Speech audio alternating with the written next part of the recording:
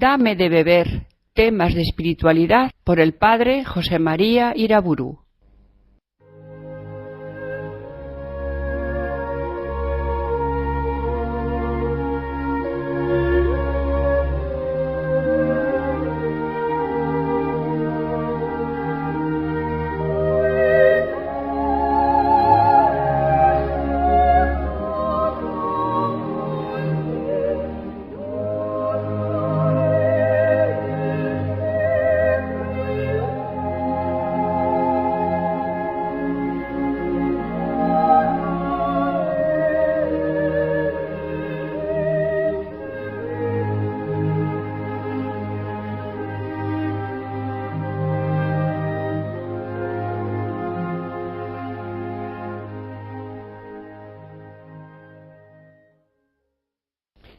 En el nombre del Padre, del Hijo y del Espíritu Santo.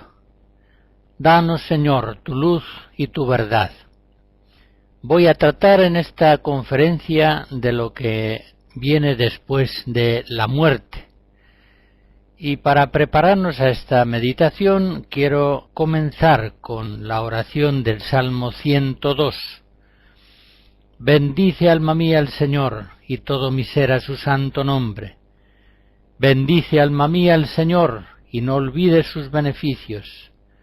Él perdona todas tus culpas y cura todas tus enfermedades. Él rescata tu vida de la fosa y te colma de gracia y de ternura. Él sacia de bienes tus anhelos y como un águila se renueva tu juventud. No nos trata como merecen nuestros pecados, ni nos paga según nuestras culpas. Como se levanta el cielo sobre la tierra, se levanta su bondad sobre sus fieles. Hemos de contemplar la suerte del hombre posterior a la muerte a la luz de esta bondad, de esta misericordia infinita de Dios. Esta convicción de la fe en el amor que Dios nos tiene es lo que nos permite meditar en las realidades posteriores a la muerte con paz, con una confianza esperanzada. Inmediatamente a la muerte nos enseña la Iglesia que viene un juicio particular que el hombre recibe. Siendo este un tema tan grave, voy a limitarme a los textos del Catecismo que expresan la fe de la Iglesia. Solamente les haré breves comentarios o aclaraciones. Quizá con ello esta conferencia pierda un tanto de vivacidad, pero ganará en cambio en precisión y en autoridad al referirme permanentemente a la doctrina de la Iglesia, expresada con sus propias palabras. En el Catecismo leemos en el número 1021 lo siguiente: la muerte pone fin a la vida del hombre como tiempo abierto a la aceptación o rechazo de la gracia divina manifestada en Cristo. El Nuevo Testamento habla del juicio principalmente en la perspectiva del encuentro final con Cristo en su segunda venida, es decir, aclaro yo, en referencia al juicio universal.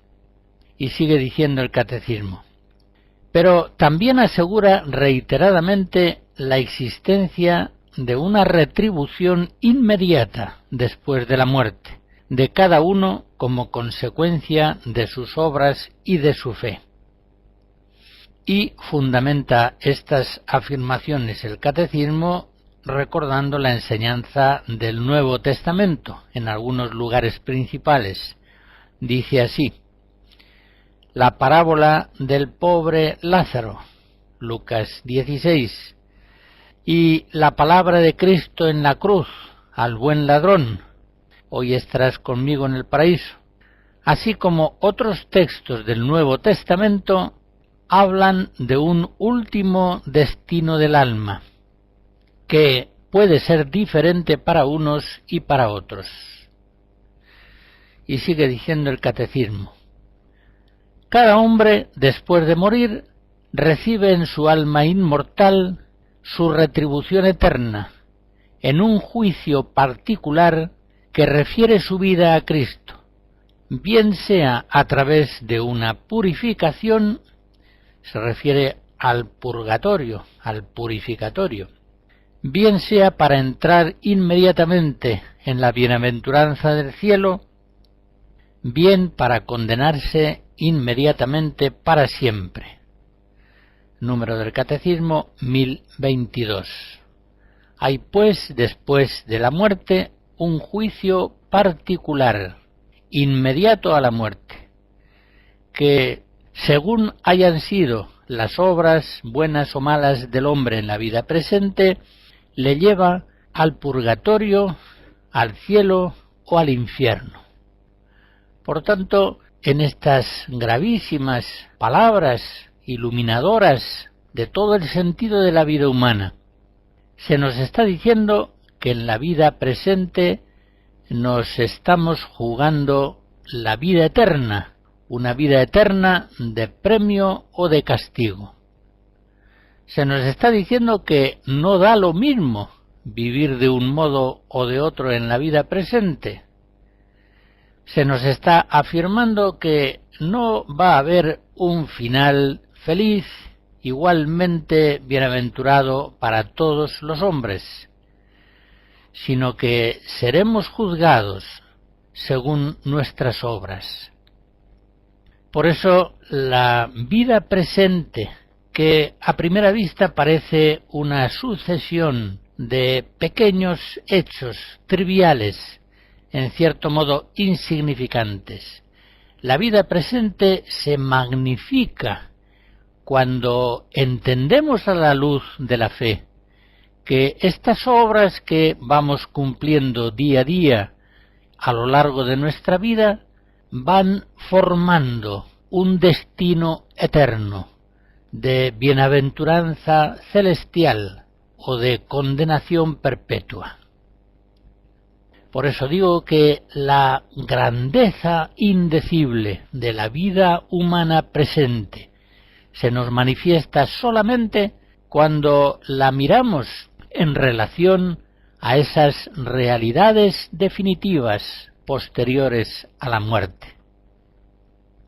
Todas estas verdades han sido claramente reveladas por Jesucristo en los Evangelios, por los apóstoles en los escritos del Nuevo Testamento, de tal modo que siempre la Iglesia ha visto a Cristo como juez universal, juez de vivos y difuntos, ante cuyo tribunal se presenta el hombre a la hora de la muerte, recibiendo de su justicia y de su misericordia el premio o el castigo que ha merecido en la vida presente.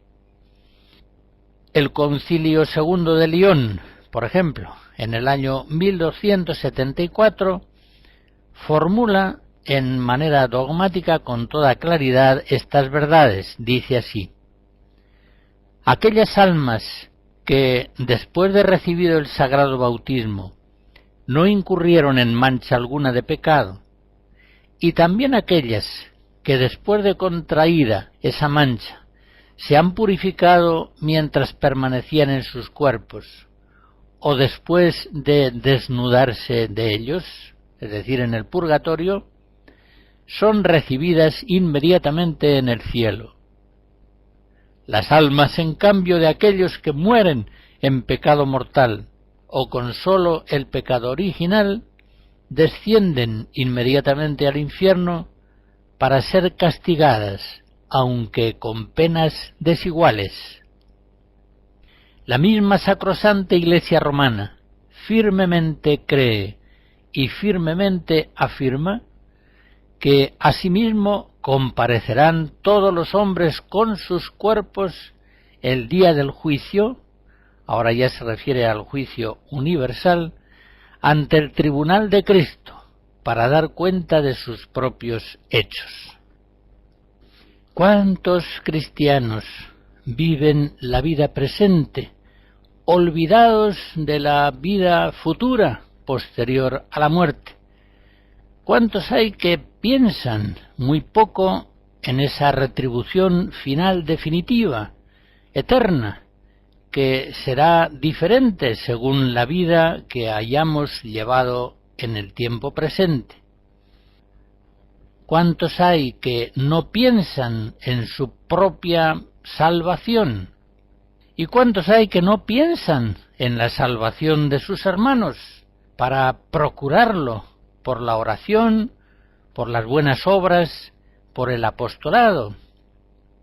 ¿Cuántos hay que parecen ignorar aquellas palabras de Jesús en Mateo 7, cuando dice: entrad por la puerta estrecha, porque ancha es la puerta y espacioso el camino que lleva a la perdición, y son muchos los que entran por ella?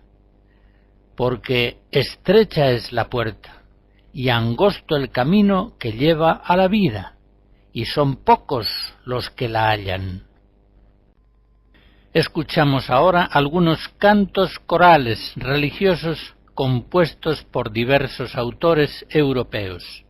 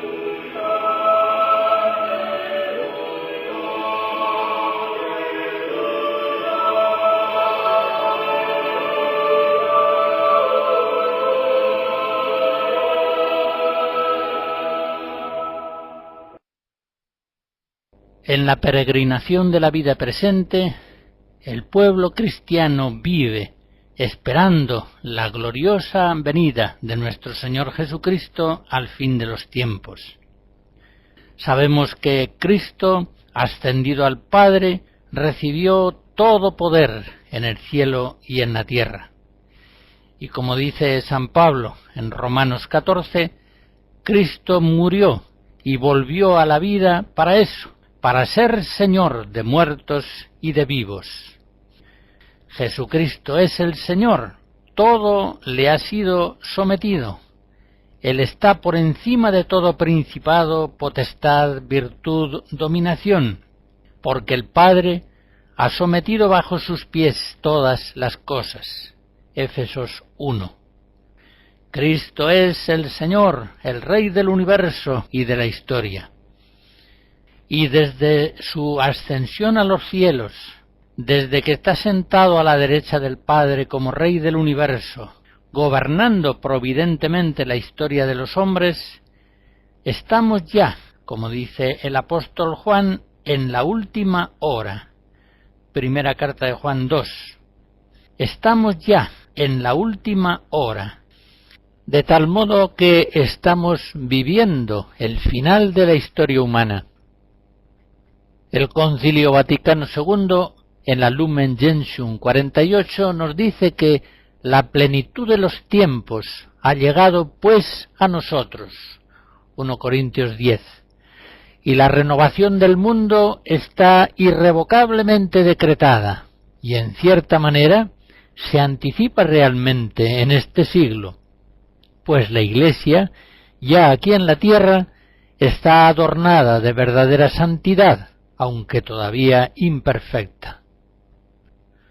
Efectivamente, la Iglesia ya en la tierra se caracteriza por una verdadera santidad, aunque todavía imperfecta.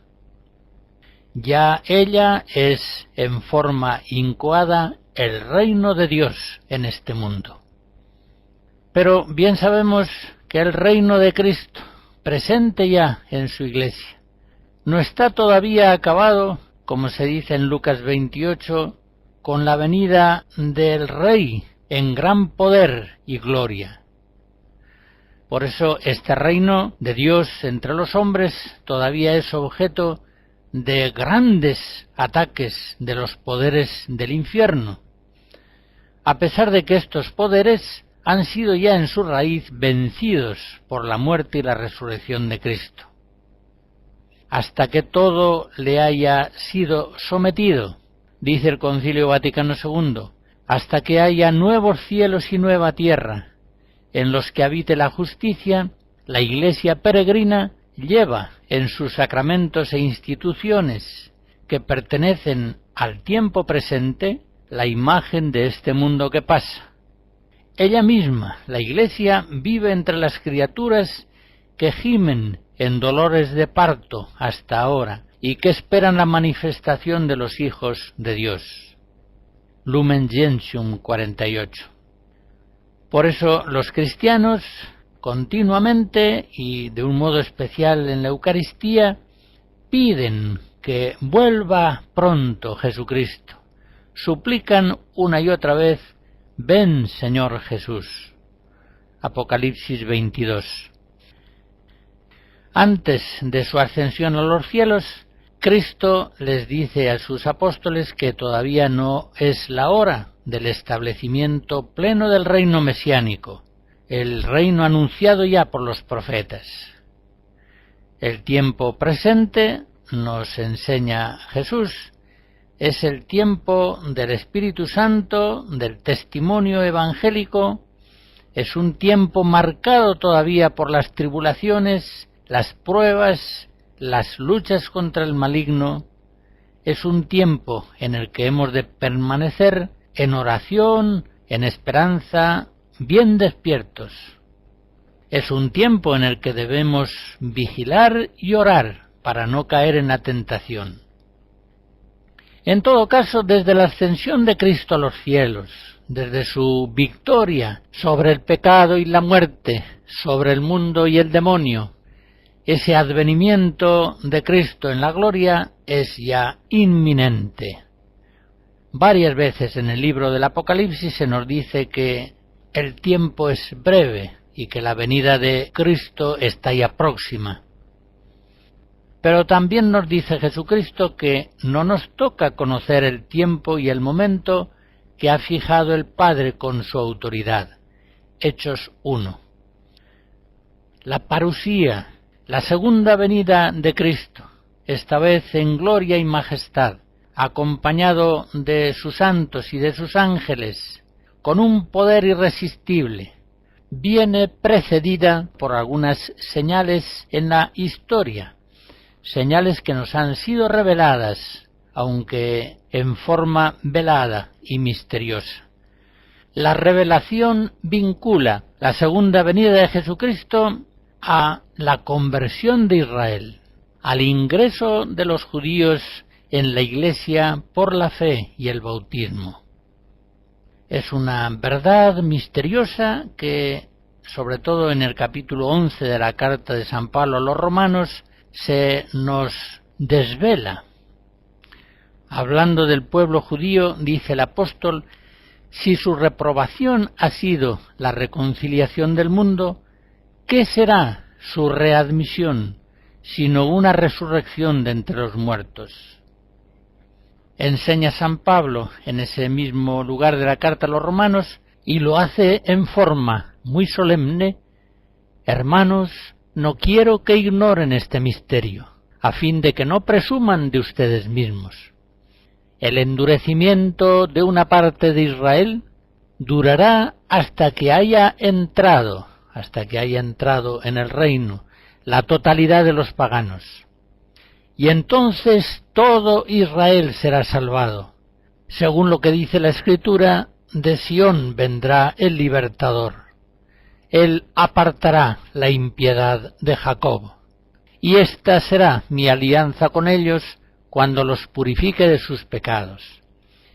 Y poco después San Pablo, refiriéndose a la elección de Israel, dice que ellos son amados en atención a sus padres, porque los dones y la vocación de Dios son irrevocables. El Catecismo de la Iglesia, en el número 674, nos dice, parafraseando las palabras de San Pablo en ese lugar de Romanos 11, que la entrada de la plenitud de los judíos en la salvación mesiánica, a continuación de la plenitud de los gentiles, hará al pueblo de Dios llegar a la plenitud de Cristo, Efesios 4, en la cual Dios ya será todo en nosotros, 1 Corintios 15. Sabemos, pues, así nos ha sido revelado, que la venida gloriosa de Jesucristo al final de los tiempos será precedida por la conversión de los judíos a la fe cristiana. Pero, como sigue diciendo el Catecismo, en el número 675, habrá también otras señales. Dice así: antes del advenimiento de Cristo, la Iglesia deberá pasar por una prueba final que sacudirá la fe de numerosos creyentes. La persecución que acompaña a su peregrinación sobre la tierra desvelará el misterio de iniquidad bajo la forma de una impostura religiosa que proporcionará a los hombres una solución aparente a sus problemas mediante el precio de la apostasía de la verdad. La impostura religiosa suprema será la del anticristo, es decir, la de un pseudo-mesianismo en que el hombre se glorifica a sí mismo, colocándose en el lugar de Dios y de su Mesías venido en la carne. Y sigue diciendo el Catecismo en el número 676 que ese engaño inmenso del anticristo en la humanidad ya aparece esbozado en el tiempo presente. Dice así: esta impostura del anticristo aparece esbozada ya en el mundo, cada vez que se pretende llevar a cabo la esperanza mesiánica en la historia, lo cual no puede alcanzarse sino más allá del tiempo histórico a través del juicio escatológico. Dicho en otras palabras, ya en el tiempo presente hay acciones anticipadas del anticristo que tratan de realizar falsamente un reino de felicidad en el mundo presente, bajo formas políticas, muchas veces, de un mesianismo secularizado, intrínsecamente perverso, contrario al reino de Cristo. Por eso, antes del final de los tiempos, la Iglesia pasará por pruebas durísimas. El Catecismo de la Iglesia, en el número 677, dice así: la Iglesia sólo entrará en la gloria del reino a través de esta última Pascua, en la que seguirá a su Señor en su muerte y su resurrección. El reino, por tanto, no se realizará mediante un triunfo histórico de la Iglesia, en forma de un proceso creciente, sino más bien por una victoria de Dios sobre el último desencadenamiento del mal que hará descender desde el cielo a su esposa. El triunfo de Dios sobre la rebelión del mal tomará la forma de un juicio final, después de la última sacudida cósmica de este mundo que pasa. Y continúa enseñándonos el Catecismo de la Iglesia, en el número 678. siguiendo a los profetas y a Juan Bautista, Jesús anunció en su predicación el juicio del último día, el juicio final. Entonces se pondrán a la luz la conducta de cada uno y el secreto de los corazones. Entonces será condenada la incredulidad culpable que ha tenido en nada la gracia ofrecida por Dios. Entonces la actitud con respecto al prójimo revelará la acogida o el rechazo de la gracia y del amor divino. Jesús en el último día dirá: cuanto hicisteis a uno de estos hermanos míos más pequeños, a mí me lo hicisteis. Mateo 25. Y en el número 679 continúa el Catecismo diciendo: Cristo es Señor de la vida eterna. El pleno derecho de juzgar definitivamente las obras y los corazones de los hombres pertenece a Cristo como Redentor del mundo. Él adquirió este derecho por su cruz. Y el Padre también ha entregado todo juicio al Hijo, como dice Jesús en Juan 5.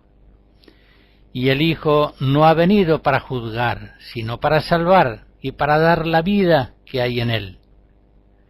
Es por el rechazo de la gracia en esta vida, por lo que cada uno se juzga ya a sí mismo. Es retribuido según sus obras, y puede incluso condenarse eternamente al rechazar el espíritu de amor. Como antes decía, tratándose de temas tan graves, he preferido mantenerme muy cerca de los textos mismos del Catecismo que expresa la fe de la Iglesia. En resumen, podemos decir que a Cristo le ha sido dado como primogénito de toda criatura, y por su muerte, su resurrección y su ascensión a los cielos, todo poder en el cielo y en la tierra. Y que al final de los tiempos vendrá como juez universal de vivos y difuntos. Ese final de los tiempos vendrá precedido de algunas señales que nos han sido reveladas. La primera de ellas, la conversión de los judíos a la fe cristiana. La segunda, la prueba final que sacudirá la fe de muchos cristianos, llevándolos a no pocos de ellos a la apostasía de la verdad, cayendo así bajo el influjo del anticristo, que falsificará la verdadera salvación de Cristo en formas de salvación meramente intramundana. De este modo, el final de los tiempos no será, por decirlo así, una eclosión triunfante de la Iglesia, un triunfo histórico del pueblo de Dios en este mundo, sino que más bien será una participación del cuerpo místico de Cristo en la pasión del Señor y en su resurrección gloriosa, de tal modo que el advenimiento del reino pleno de Dios sobre los hombres descenderá del cielo en forma de gracia desbordante e irresistible. En palabras del Apocalipsis, la ciudad de Dios descenderá sobre la ciudad de los hombres como una novia vestida y adornada para su esposo. El triunfo de Dios sobre el pecado del mundo se aplicará en la forma de un juicio final, después de las últimas sacudidas cósmicas de este mundo temporal, de este mundo que pasa.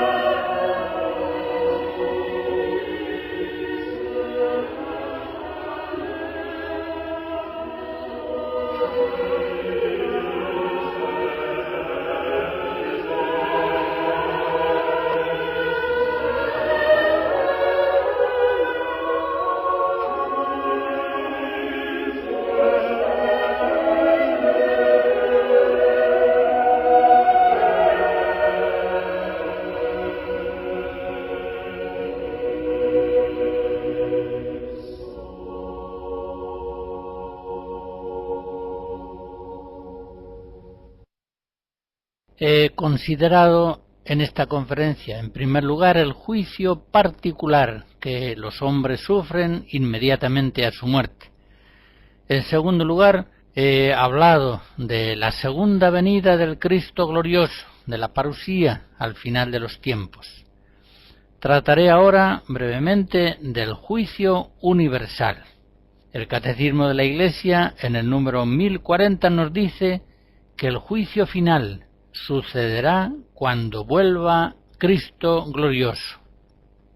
La historia humana tendrá un término, no va a ser para siempre, es un tiempo que pasa y que termina, y ese fin está ya próximo, como tantas veces nos dice el libro del Apocalipsis. Llegará finalmente el día del Hijo del Hombre. La expresión es de Jesús en Lucas 17. El día del Hijo del Hombre, el día del Señor. Por tanto, el domingo definitivo. Esto no es algo revelado, pero bien podemos pensar que el último día será un domingo. Será el día del Señor, el domingo definitivo, el último día, como dice Jesús en Juan 6. Por tanto, los cristianos sabemos ciertísimamente por la fe que el Hijo del Hombre ha de venir en la gloria de su Padre con sus ángeles, y que entonces dará a cada uno según sus obras. Mateo 16. Sabemos que vendrá Jesucristo con majestad divina, con poder irresistible, pues, como dice San Pedro en Hechos 10, Él ha sido instituido por Dios juez de vivos y muertos. En esta historia de los hombres turbulenta, llena de cambios y vicisitudes, de luces fascinantes, de oscuridades, de crímenes abismales, la última palabra la va a tener Jesucristo, y los condenados irán al castigo eterno, y los justos a la vida eterna. Palabra de Cristo. Mateo 25. Ignoramos por completo cuándo vendrá el Señor, cuándo dará término a la historia humana. Pero sí nos atrevemos a pensar, porque así nos lo enseña el Nuevo Testamento, por ejemplo, Santiago 5, que la venida del Señor está cercana. En todo caso, aunque la venida de Cristo estará precedida de ciertas señales a las que antes he aludido, sabemos también que el día del Señor llegará como el ladrón en la noche. 1 Tesalonicenses 5. Mateo 24 nos trae la palabra de Cristo cuando dice: «Estad vigilantes, porque no sabéis cuándo llegará vuestro Señor». Vosotros habéis de estar preparados, porque a la hora que menos penséis, vendrá el Hijo del Hombre. Qué distinta sería la vida de los cristianos si creyeran más firmemente y recordaran con más frecuencia esa venida gloriosa de nuestro Salvador Jesucristo, que la Escritura nos dice que será próxima.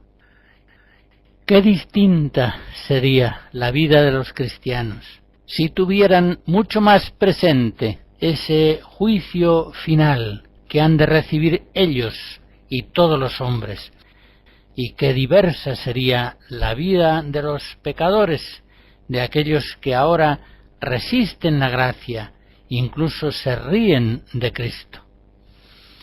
El Catecismo nos dice en el número 1038, la resurrección de todos los muertos, de los justos y de los pecadores, Hechos 24, precederá al juicio final. Esta será la hora en que todos los que estén en los sepulcros oirán su voz, y los que hayan hecho el bien resucitarán para la vida, y los que hayan hecho el mal para la condenación. Juan 5. Sigue diciendo el Catecismo: entonces Cristo vendrá en su gloria acompañado de todos sus ángeles.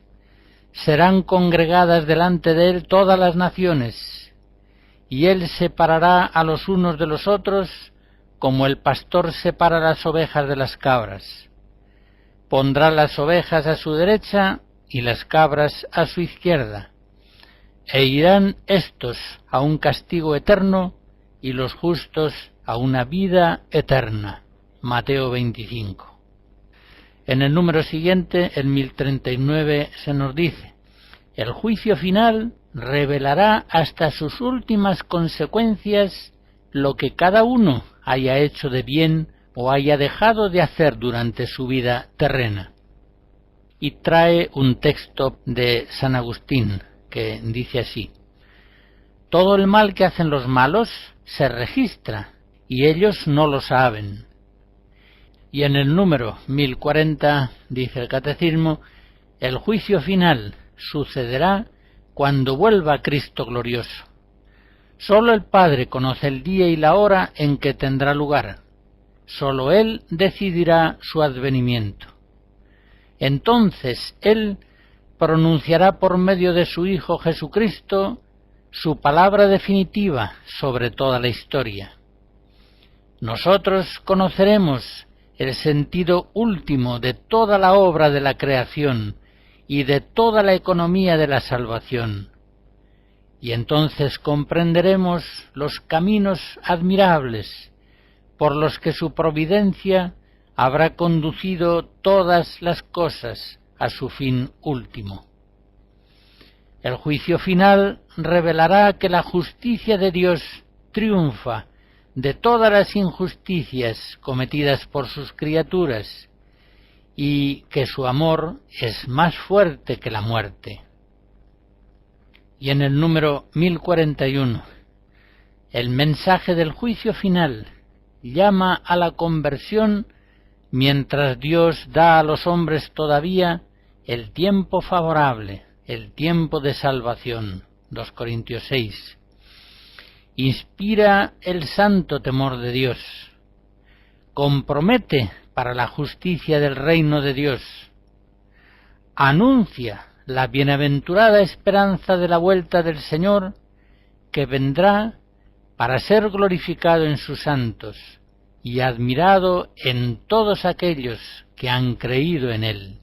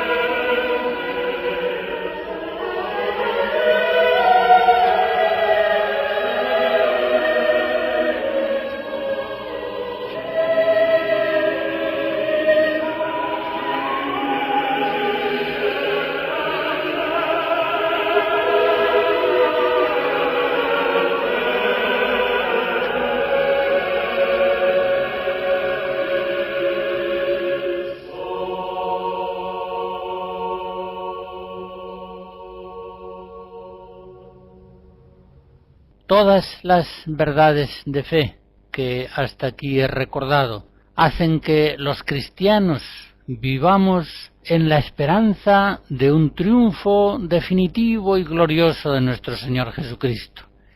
Vivamos en la esperanza ciertísima de que el mundo presente será enteramente renovado por la gracia del Salvador. Sabemos que al final de los tiempos el reino de Dios llegará a su plenitud y que después del juicio final los justos reinarán para siempre con Cristo, glorificados en cuerpo y alma. E incluso sabemos que el mismo universo será renovado. Esta misteriosa renovación del mundo presente nos es revelada en la Escritura en varias ocasiones. Así, por ejemplo, en la segunda carta de Pedro, capítulo 3, San Pedro llama cielos nuevos y tierra nueva a esta renovación misteriosa que ha de transformar toda la humanidad y todo el mundo visible. De este modo se cumplirá el designio eterno de Dios, del que habla San Pablo en Éfesos 1, hacer que todo tenga a Cristo por cabeza, lo que está en los cielos y lo que está en la tierra. El libro del Apocalipsis nos hace oír la palabra de Dios omnipotente que dice: «He aquí que hago nuevas todas las cosas». Y el apóstol Juan comienza ese capítulo 21 del libro del Apocalipsis diciendo: «Vi un cielo nuevo y una tierra nueva, porque el primer cielo y la primera tierra habían desaparecido». El libro del Apocalipsis nos asegura que este universo renovado, esta Jerusalén celestial, tendrá a Dios en su centro. Dios tendrá su morada entre los hombres y enjugará toda lágrima de sus ojos, y ya no habrá muerte, ni habrá llanto, ni gritos, ni fatigas, porque ese mundo viejo es ya pasado. Apocalipsis 21. Ahora la Iglesia de la tierra peregrina, a veces en medio de grandes pruebas y sufrimientos por el mundo presente, en el cual ella es sacramento universal de salvación. Pero cuando llegue a esta plenitud final de la que estamos ciertos, sabemos que todos aquellos que están en Cristo formarán con Él la comunidad de los salvados, los rescatados, la ciudad santa de Dios, ciudad santa, iluminada solamente por la luz de Cristo, libre ya de todo pecado, de toda perturbación, de todo error. La visión beatífica dará acceso entonces a la contemplación plena de Dios, y esa contemplación será la fuente eterna de felicidad, de paz y de comunión mutua entre todos los bienaventurados. El universo visible aparecerá entonces transformado en condición gloriosa, participando de la gloria de los hijos de Dios, según se anuncia en aquellas palabras de Romanos 8. La ansiosa espera de la creación desea vivamente la revelación de los hijos de Dios, en la esperanza de ser también ella liberada de la servidumbre de la corrupción, pues sabemos que la creación entera gime hasta el presente y sufre dolores de parto. Y no sólo ella, también nosotros, que poseemos las primicias del Espíritu, nosotros mismos gemimos en nuestro interior, anhelando el rescate de nuestro cuerpo. Habrá pues una resurrección personal de los hombres y una resurrección final del mundo, por decirlo así, después de su destrucción y su muerte. No sabemos cómo, no sabemos cuándo se producirá esta transformación final del universo en nuevos cielos, nueva tierra. Pero sabemos que ciertamente la figura de este mundo, manchada, deformada por el pecado, pasa definitivamente. Y se nos asegura en la Escritura que Dios ha preparado una nueva morada y una nueva tierra en la que solamente habita la justicia, y cuya bienaventuranza llenará y superará todos los deseos que se alzan en el corazón de los hombres. Recordemos finalmente unos textos importantes sobre este tema que hallamos en el Concilio Vaticano II. Dicen así: no obstante, la espera de una tierra nueva no debe debilitar, sino más bien debe avivar la preocupación de cultivar esta tierra, donde crece aquel cuerpo de la nueva familia humana que puede ofrecer ya un cierto esbozo del siglo nuevo.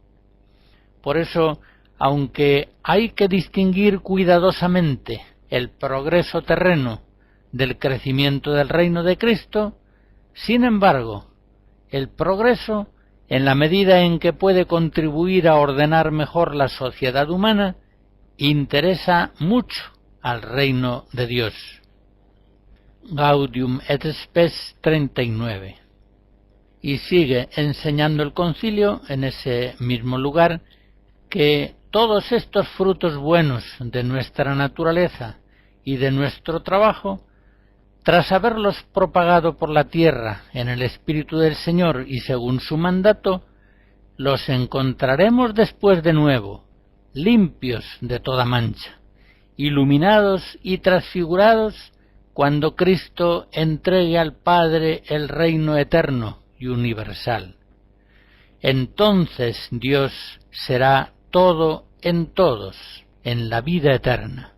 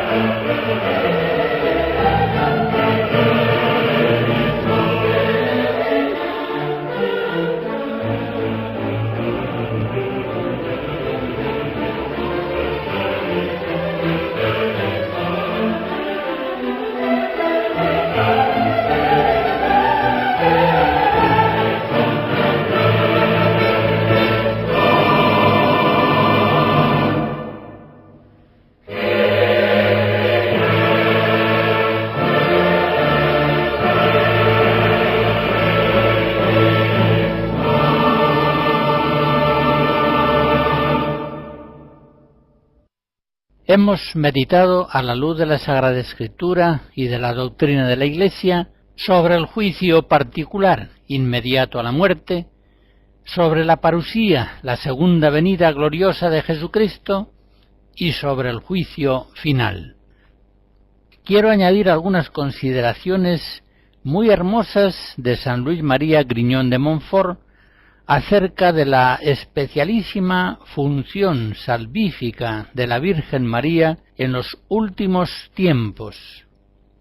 En el Tratado de la verdadera devoción a la Santísima Virgen, en el número 49 y siguientes, dice Montfort que la salvación del mundo comenzó por medio de María y por medio de ella debe alcanzar su plenitud.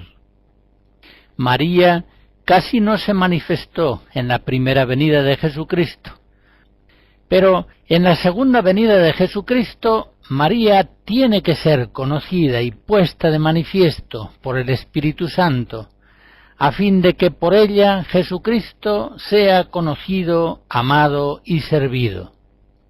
Dios, por tanto, quiere revelar y manifestar a María la obra maestra de sus manos en estos últimos tiempos. Ella es el camino por donde vino Jesucristo a nosotros la primera vez, y lo será también cuando venga la segunda, aunque de modo diferente. Dios quiere manifestar a María, especialmente en estos últimos tiempos, porque ella debe ser terrible al diablo y a sus secuaces como un ejército en orden de batalla, sobre todo en estos últimos tiempos, cuando el diablo, sabiendo que le queda poco tiempo, y le queda mucho menos que nunca, para perder a las gentes, redoblará cada día sus esfuerzos y ataques. A estas últimas y crueles persecuciones de Satanás, que aumentarán de día en día hasta que llegue el Anticristo, debe referirse sobre todo a aquella primera y célebre predicción y maldición lanzada por Dios contra la serpiente en el paraíso terrestre. Pongo hostilidades entre ti y la mujer, entre tu linaje y el suyo. Ella herirá tu cabeza cuando tú hieras su talón. Añade Montfort en el número 55 algunas consideraciones preciosas sobre la Virgen María y los apóstoles de los últimos tiempos. Dice que Dios quiere que su Madre Santísima sea ahora más conocida, amada y honrada que nunca.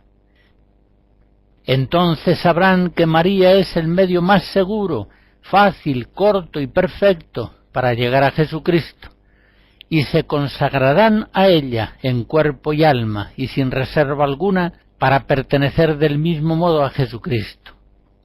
Estos serán los apóstoles auténticos de los últimos tiempos, a quienes el Señor de los ejércitos dará la palabra y la fuerza necesarias para realizar maravillas y ganar gloriosos combates sobre sus enemigos. Tales serán los grandes hombres que vendrán y a quienes María formará por orden del Altísimo para extender su imperio sobre el de los impíos y los idólatras. Pero ¿cuándo y cómo sucederá esto? Solo Dios lo sabe. A nosotros toca callar, orar, gemir y esperar. Como dice el salmista, yo esperaba con ansia al Señor. La bendición de Dios Todopoderoso, Padre, Hijo y Espíritu Santo, descienda sobre ustedes y les guarde siempre. Amén.